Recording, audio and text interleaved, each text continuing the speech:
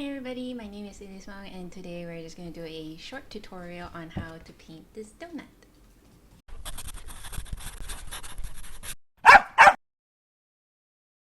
I would consider this beginner friendly. I would kind of talk about the basics of gouache and just kind of do a little demonstration, not on the whole thing, but just this little donut right here. Just for a little context, I usually like to go food hunting with my significant other, and when we find places that we enjoy, we kind of do a little fan art of them. So this is one of it. And I'm just gonna show you the process on how I do the last donut. Hope you enjoy. Hi guys, today we are going to paint this little donut. I've done 3 of it so you can roughly see how it will look towards the end. And I'm using gouache today. I'm actually using Mia gouache. And I actually got this as a gift from a friend, and it has all the colors of the rainbow. And it's not necessary to get, the whole range of colors, but it doesn't hurt. It's really nice when you don't have, the need to actually mix all the colors. Like even for this donut, it can seem pretty simple. It just looks like there's just yellow and red and like dark brown, but there's like 1, 2, 3, 4, 5. Yeah, I think about 5 colors just to get into this donut dough. So there's a little bit of like a little range of colors in there just to give it a more appealing factor to it. So what I like to do is when we start painting, I always like to prep the paper, and by doing that I mean taking a wet brush, just water, and just wet the area on the places where I'm going to color like the base. I like doing this because excuse me. Okay. I like doing this because it kind of gives like a form of, how would I say it, like a uniform color. And also by wetting the area, you can also control where the paint will flow, because the paint won't flow on areas that are dry. I can show you guys in a bit.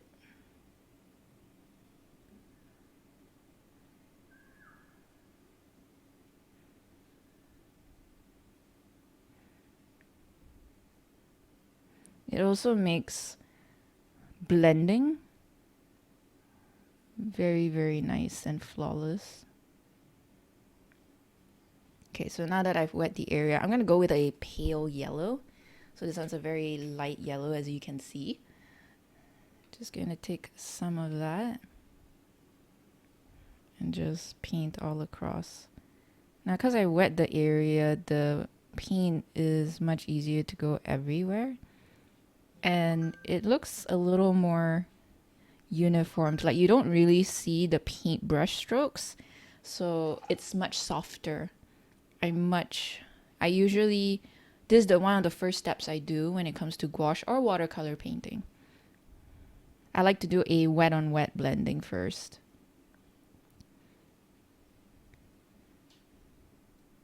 The whole paint will just spread around the area, and it seems very much smoother than if your paint brush is on the drier side.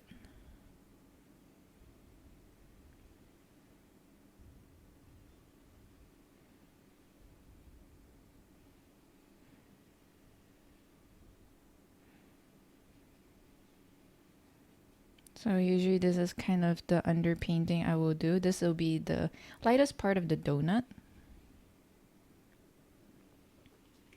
Next, I am going to take a brown. Kind of looks a little like raw sienna. And this is going to be on the parts that are more cooked. And I lost my train of thought. I forgot what I wanted to say. Oh yes, now I remember. Yeah, usually for gouache and watercolor, I always start from light and slowly move on to the darker areas. So you can see like now my brush is less on the wet side, you can start seeing that the brush strokes is quite evident. But if you do want that blend, for example, so I put in some of the raw sienna down. Just take your brush, wash it, make sure there's no color on it anymore. And around the edges here, you just take your wet brush and you just move the paint around.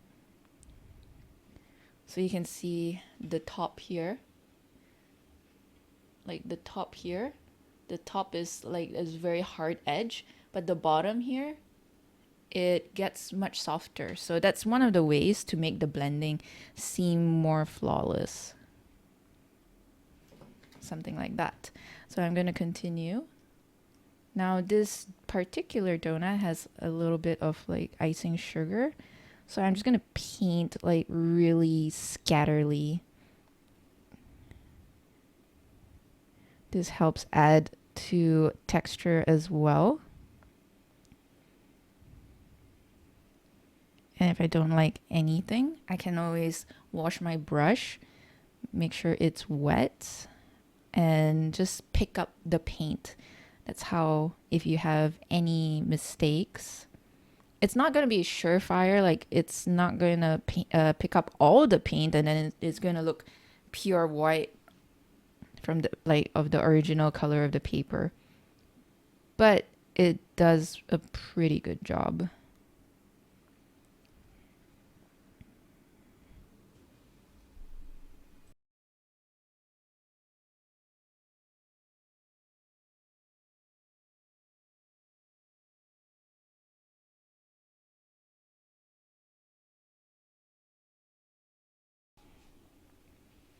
Now here where all the icing sugar is. So I'm just gonna make it a little bit more dark brown around here.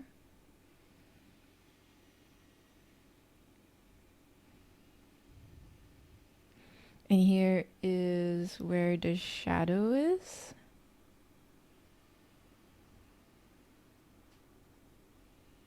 Because there are donuts here, so they're gonna cast a shadow onto this donut. I'm not gonna worry too much about the icing sugar. Let's see how thick I can make this and what's the darkest it can go. Okay, so this is about the darkest.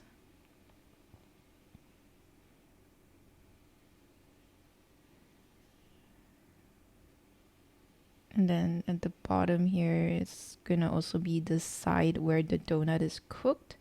So I'm gonna put a little bit of that raw sienna here. Okay, I'm gonna wash my brush, make sure it's wet and clean of color. I'm gonna spread the paint around. One thing that's great about gouache is that you can reactivate it with color. So if it does dry out, it doesn't matter as much because you can still activate it as long as you have a wet brush. You can move the paint around, although it is not as effective as compared to when your paper is already wet, because then the edges will be much cleaner, will be much easier to give that blend. If the paper is dry, it can still blend, but it's not as pretty.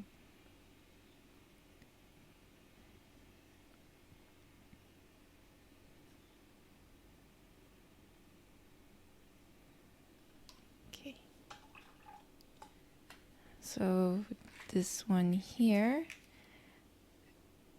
because it's nice. What makes, I think for me, what makes food illustration really pretty is that exaggeration of color. Like when you look at a donut, it just kind of looks brown, but like I'm gonna add in like a little bit of orange hue here and there to have that really nice deep fried look. I'm gonna add a little bit more orange. Actually, I'm gonna add another darker, more robust, kind of looks like blood orange. Just added a little here.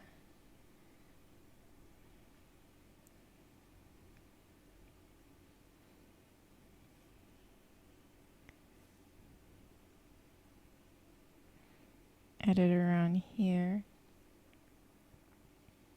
Just at the edge of the donut. And add it down below as well to give it that nice deep fried look. Then same thing, going to blend the edges. Sometimes I think also food also makes it look nice when you add texture.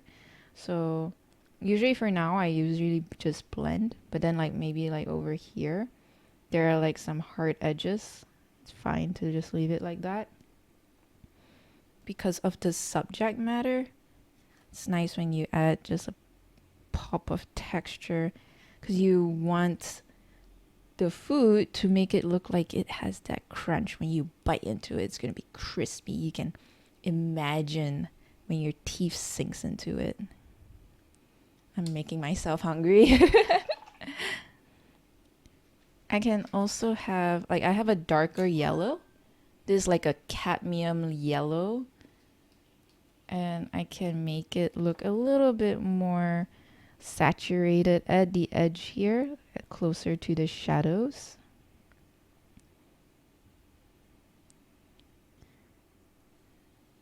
Add a little bit here as well. It's just nice to go a little overboard with the colors. Like, I'm looking at my reference photo and it doesn't look as saturated as this, but that's the great thing about art, is that you can kind of take it one step beyond, and sometimes it just looks all the better for it. Okay, so now here looks a little flat. It just kind of looks like because there's only like two-tone white. There's only two colors, white and light brown. There's not much shadows. There's not much highlights. Well, there is highlights, but yeah, you don't have the shadow to make it pop. There is also not much variation of, well, anything right now. I will kind of save that for later. I'm starting to add the shadows, but I'm also going to add it to the overall donut first. So I'm taking this color. It's underglaze red. It kind of looks like this kind of reddish, like a very dull reddish brown kind of thing. And I usually like to do this, especially for deep fried stuff. Just add that like red. It doesn't really look like it. But when I mix it with burnt umber, the combination looks really, really good. Sorry, excuse me. So over here, you can start making it a little crispy. I will still blend it, but I won't blend it as soft. This is where I try to keep the texture in. And you can see I'm just kind of like giving my little fingers like a seizure. Just wherever the paint goes, I shall accept that fate. Just like let it go randomly, because it is icing sugar and you want to give that look to it. You can go over it with a white gel pen if you don't want to do this style, like you don't want to go around it. That's fine. Usually for me, my kind of style, I prefer to go around the whites. I find that to be the most effective. You can use a gel pen, but I always find that not, like, in the end, it doesn't look as great. Okay. I'm going to add, like, just not too thick. I'm just going to go over here. just to cast some shadow, gotta give it a little bit of that three-dimensional shape. Lighting is very, very important if you want to have that realistic look. Lighting, I think, is one of the most important things. You can make everything else look cartoony, but lighting is one of the things that makes it still look so extravagant.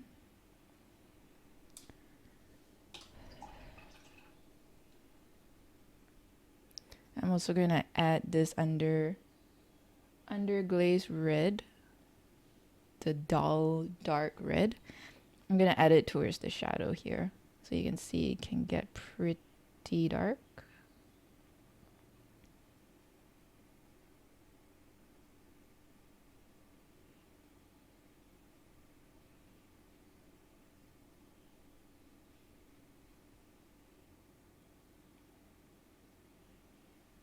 All in the shadows here.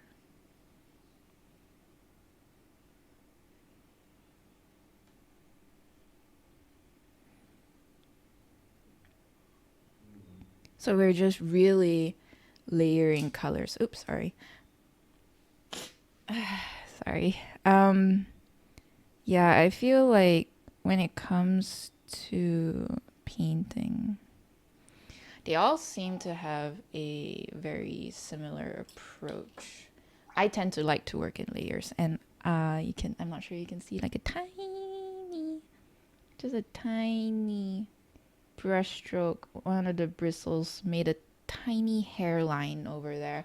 So what you do to erase that while it's still wet, it's very important that you do this quickly, that you get the wet brush and then you just go over it and then you lift off the paint.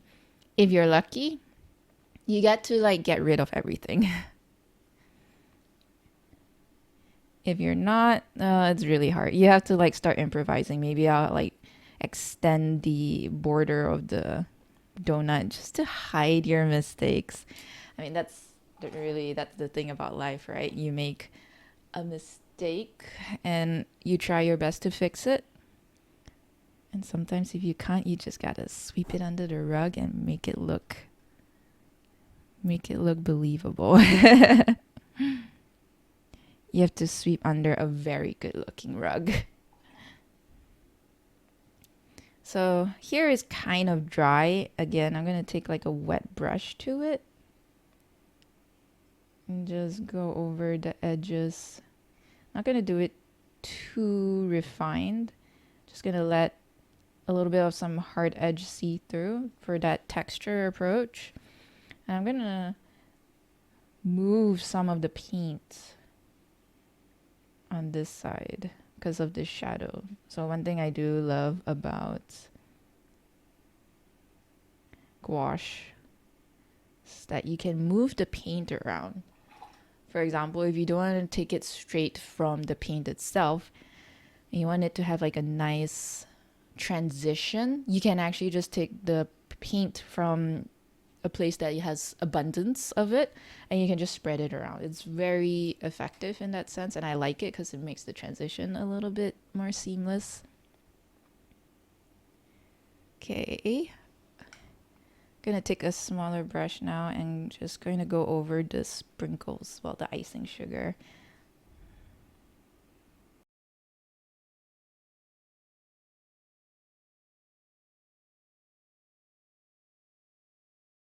As I've said before, over here I did add a little bit of like blood orange, and I'm going to do the same thing on the sprinkles to give it that consistency of color. So instead of, well, I did pale yellow with a raw sienna, and then I just kind of like jumped to the underglaze red. I will add a little bit of blood orange just at the edges here. Kind of have like a nice, you know, that edge, you know, when you deep fry things, like how the edge just feels like a little more golden brown compared to the middle. You know, that little nice crispy edge. So something like that is what we're going for. I'm gonna go over it with a wet brush, as my brush is no longer thick with color. It's just kind of like a faded look, and it's still wet. So I'm gonna move the paint around because the blood orange does look a little too saturated for my taste. I'm just gonna move it around. So it gives it a little more detail,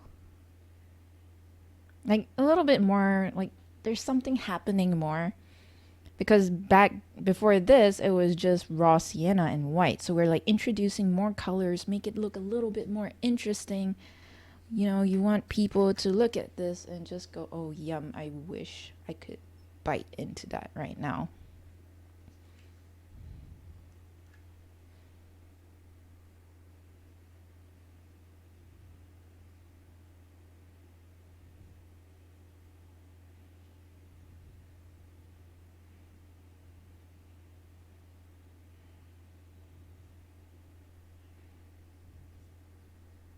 Okay. So I'm kind of, I would say satisfied with it right now, for now. Now I'm going to go for the burnt umber, just for that nice shadowy contrast to make everything pop. Just gonna go for that burnt umber at the edge here. I'm also just gonna go just a little spazzy with my brush here for texture and also that icing look.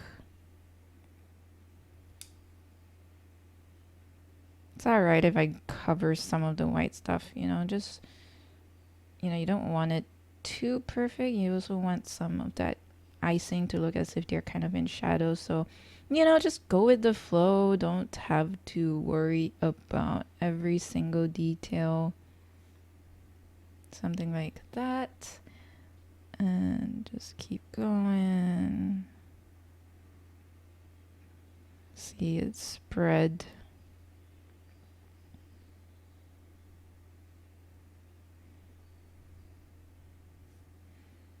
Okay, then we're removing some of the paint down below because it is in shadow. You gotta remember that the donut is of a sort of spherical shape. So we're trying to give that nice dark convex exterior.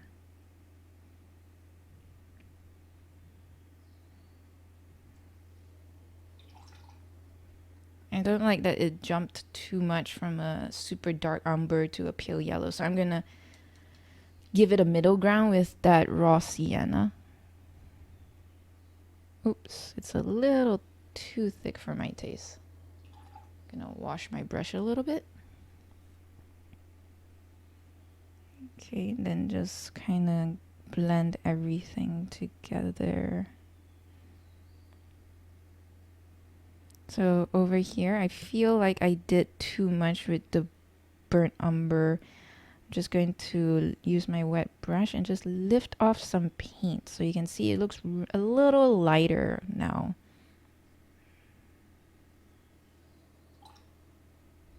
And if you want to lift more, just give your brush a wash of all the colors it picked up and just do the same thing.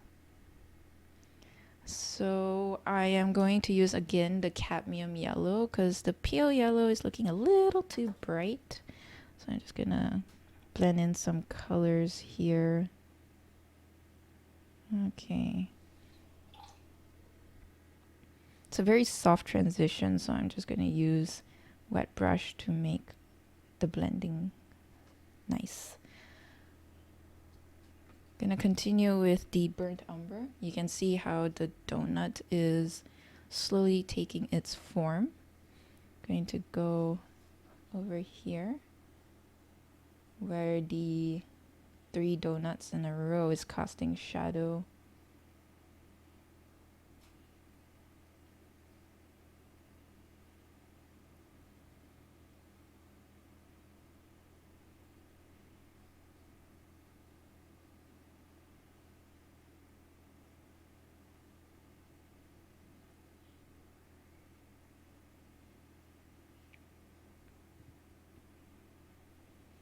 Okay, over here I'm going to get a little spazzy with my paintbrush.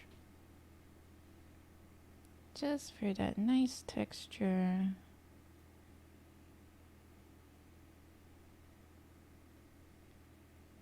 Same one down below.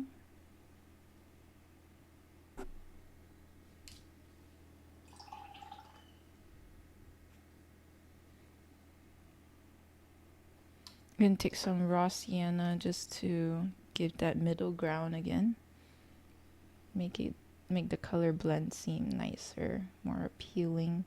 Because sometimes when like there's a really dark color and then there's really light color, it just feels very jarring. Like you really do need a middle ground for everything. I'm gonna take a little bit of that burnt umber again, just to make it look darker.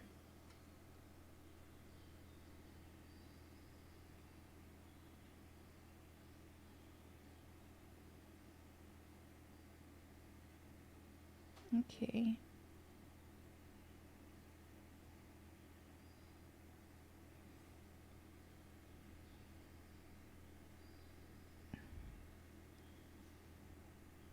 I'm gonna take a smaller brush now.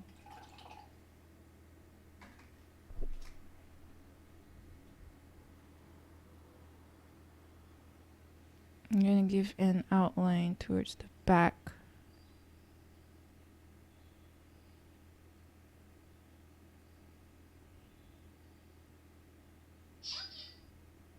Please excuse my phone notifications. I apologize for that. Okay, so now I'm gonna add just a little bit, some shadow behind there, just to continue giving off that spherical vibe.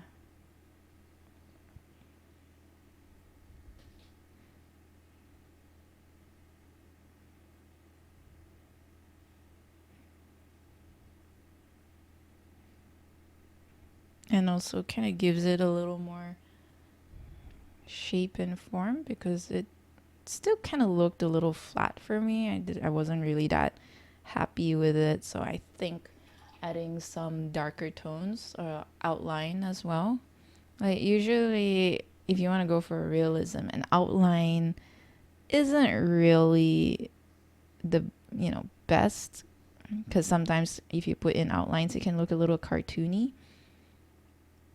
But at the same time, because like it's art, sometimes you can get away with it, because outlines tend to make the subject pop a lot more. Okay, now we're going to go to the bottom. I think we're quite okay with the top. I feel like some of the sprinkles though, we should just take a light color and just, because some of them are just too white. Okay, so hopefully that is good. Next one, we are going to go same concept down below. Use the underglaze red.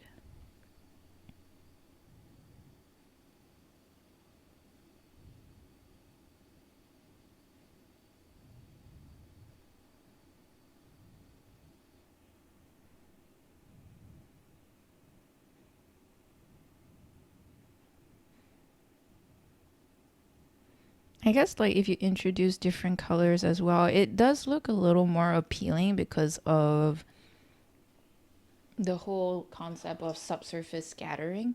Like how it's not like just a solid block. There's a lot of things that light can do. Like if you lift your hands up towards a light, you can see that your fingers does look a little red towards the edges, because there are like blood vessels underneath. So there's like this whole subsurface scattering. I think that's also what makes it a little bit more interesting, that you introduce a little bit of orange, a little bit of red, because there's like a lot more to it, and that just kind of gives it that interesting look. get at kind of what gives it that realism. Though we are actually like putting a little bit of thrust into reality, because it's not this obvious, but it still looks so nice, right? Like, just like the fact that you make it a little over exaggerated is really what makes it really nice.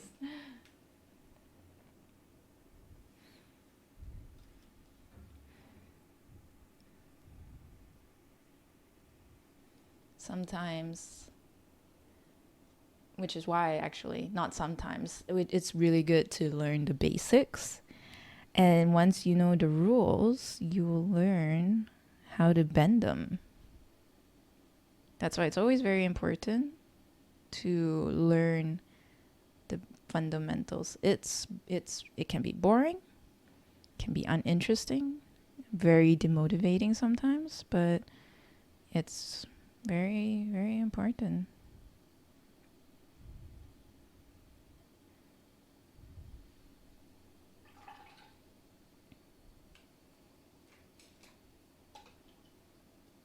Okay, I'm going to take a very, very fine detail brush now. Going for that burnt umber. I'm going to draw the line.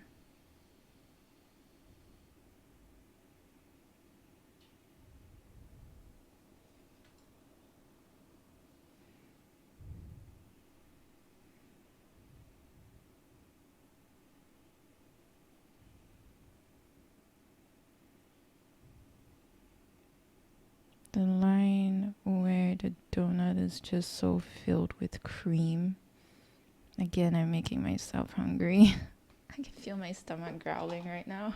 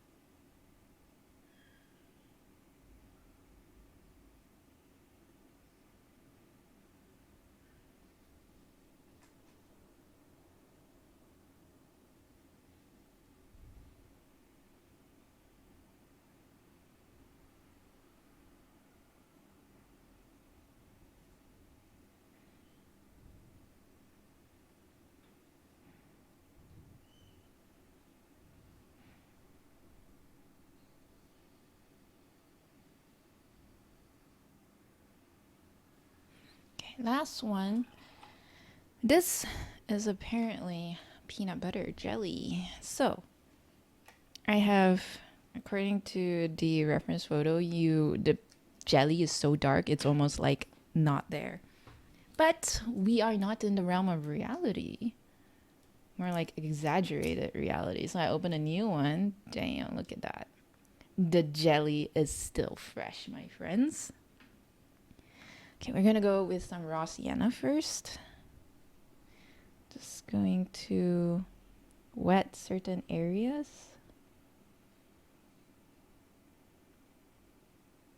And we're going around the jelly. So again, like I said in the beginning of the video, you can control where your paint goes. And I don't want it to touch where the jelly is, so we're not doing that.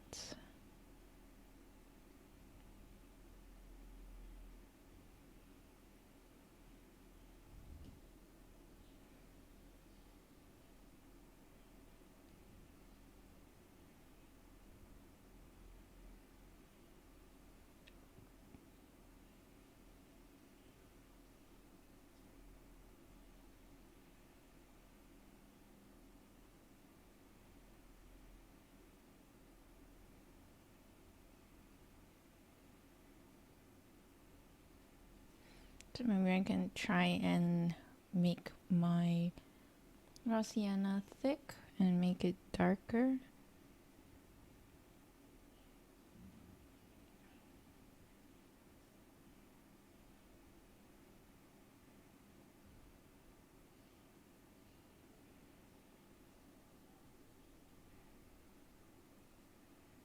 make some hard edge.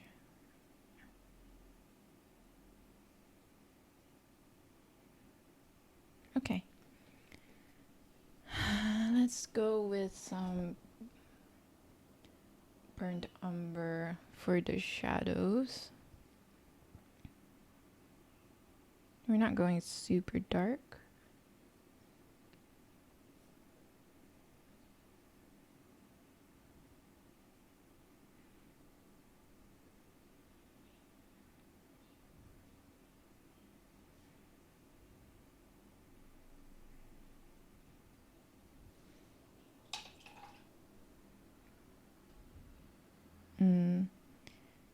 I guess we can soften the edges.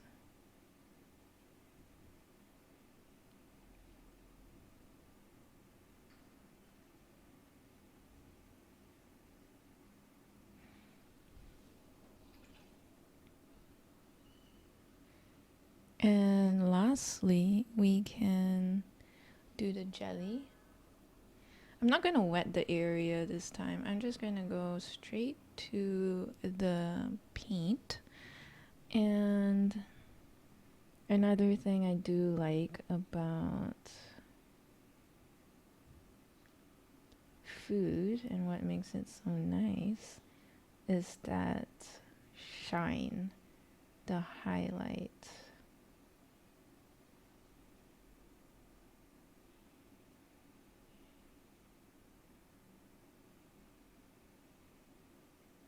That look of it greasy and, well, mostly just greasy.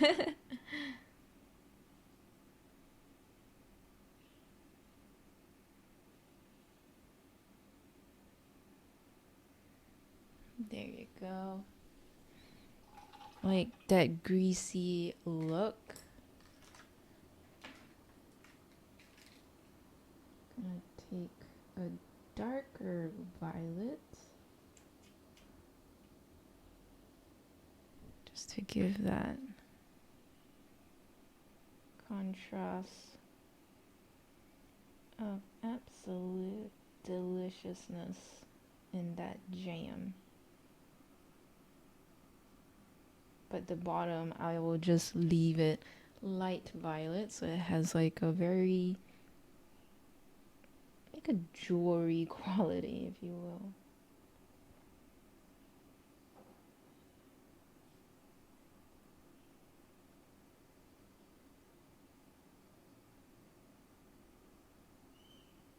I'm just giving it a little bit of outline.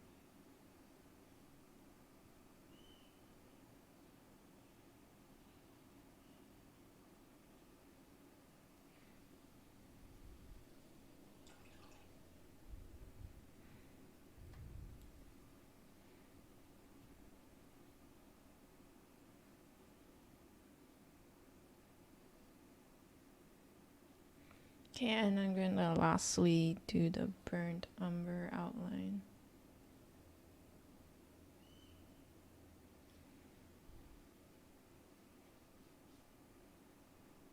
For the peanut butter.